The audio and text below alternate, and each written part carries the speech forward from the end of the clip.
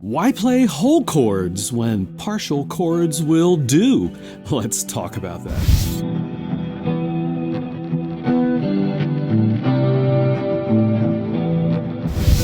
Hey everybody, I'm Bill Vencil and this is Chords of Orion, and if you've been hanging out here, you know I don't often play chords like this.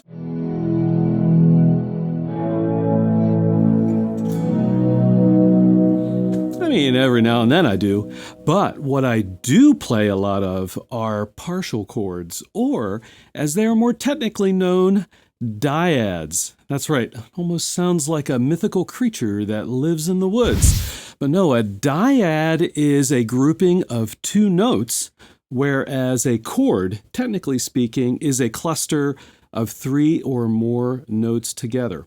One of the great things about dyads, or partial chords, is that they can imply larger clusters of notes. In other words, they can imply whole chords. And that is really cool, and actually for ambient guitar with lots of delay and reverb, it can be really important to keep things from getting all muddy and indistinct. So what I like to do is show you some of the dyads or partial chords that I actually use quite a bit in my playing. First up is a dyad that is comprised of a first and a fifth. So it's a perfect fifth interval. So sometimes these are referred to as power chords. Right? It's a power chord, right? So I've got my finger on the second fret on the fourth string, and on the fourth fret on the third string, that's a B. I'm sorry, that's an E and a B, right? That's a perfect fifth apart. And if I just slide my hand up and down the neck, I can play some pretty cool sounding things. Right? So one of the great things about the perfect fifth, or the power chord if you will, is you can also stick an octave in there, so it's actually an octave and a perfect fifth. So here's a low E and that same B. Oh yeah, that's a lot more space going on there. So if you've got a lot of delays and reverbs, you can use this technique to create some nice low drones while you've got higher notes on top.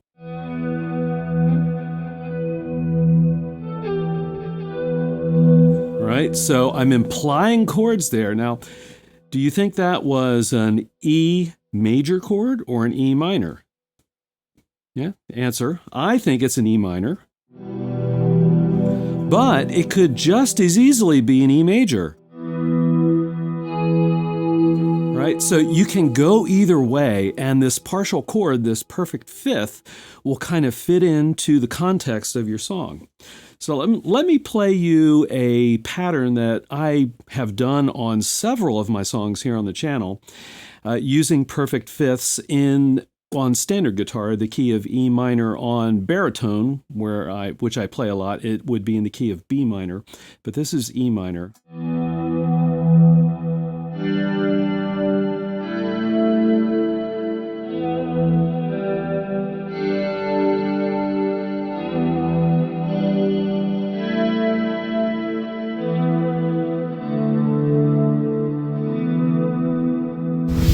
The second dyad I'd like to look at is the interval of a seventh. So that could be a major or a minor seventh, or a major seventh, or maybe you call it a flat seventh. I call it major and minor.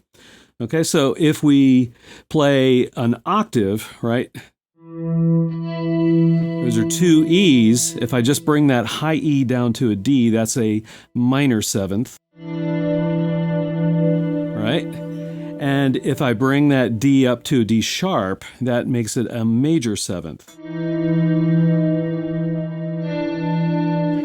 Okay, so there's a lot you can do with that, and it sounds really cool, but really kind of ambiguous, right?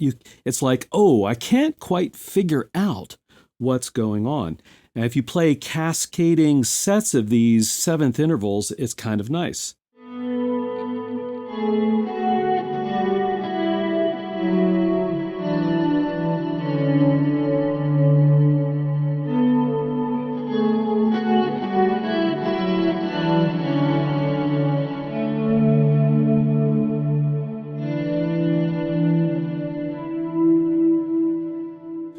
Now, what key was I playing in? It's kind of hard to tell, right?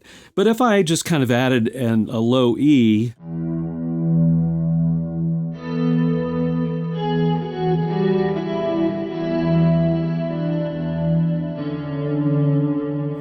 once you add in your root note, whatever it might be, it gives you that tonal bass. In the meantime, those sevenths, whether they're minor or major sevenths, just give you this really cool, ambiguous flavor. All right, the third interval I want to talk about is indeed a third, the major and minor third.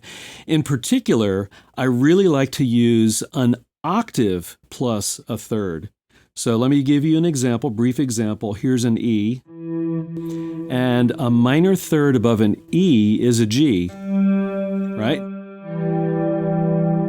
But if I put an extra octave between the E and the G, here's what I get, which is a super great interval for ambient guitar with lots of delay and reverb. Again, because you've got space between the notes, you can get a lot of texture going on in between and not have it get too muddy. So here's what this sounds like, just kind of doing some descending and ascending lines.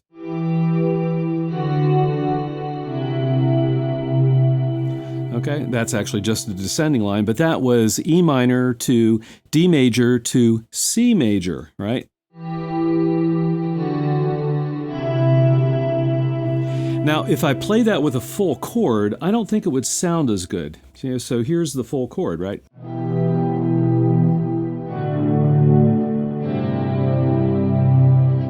I mean, it doesn't sound bad, but there's a lot more room to play around with just the partial chord.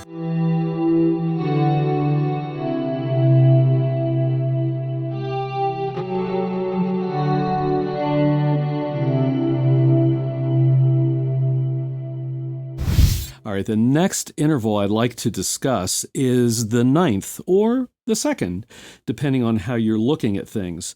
Here is a second. I'm playing an E and an F sharp.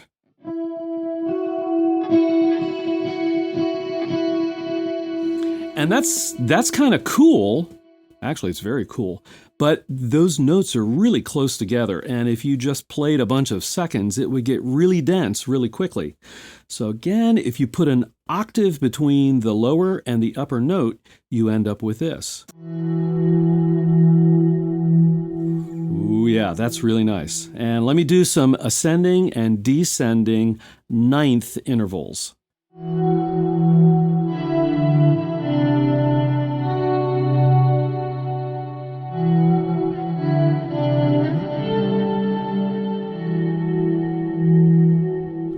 That's really, really nice, at least in my book. I love that interval a lot. So essentially what I was playing was an E, you could say like an E minor, but actually remove the G and replace it with the F sharp, so you get an E suspended 2, E sus 2, right? Okay, but I'm only playing the E and the F sharp. And then I'm moving down to the D and an E. So that would be an E sus 2 if it was a full chord, right? And then a C and a D, and that would be a C sus 2, which those sus 2s sound wonderful. But if there's a lot going on, you can carve out space for other textures by just playing the root and the second, or in this case, the ninth.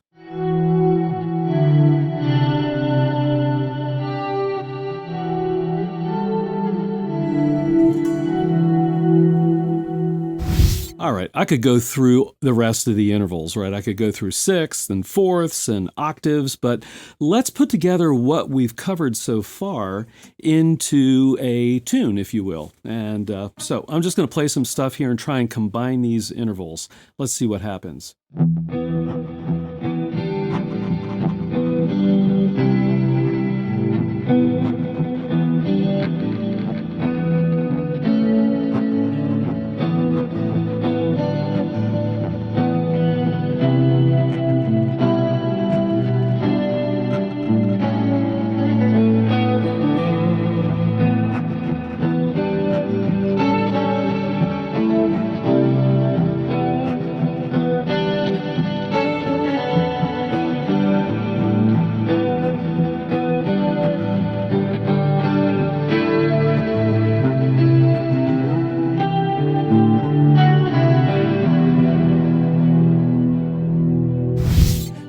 you have any experience playing partial chords, drop a comment below and let me know how you've leveraged dyads. Also, if you've not yet done so, please subscribe. I've got ambient guitar content coming each and every week. See all of you on the next video.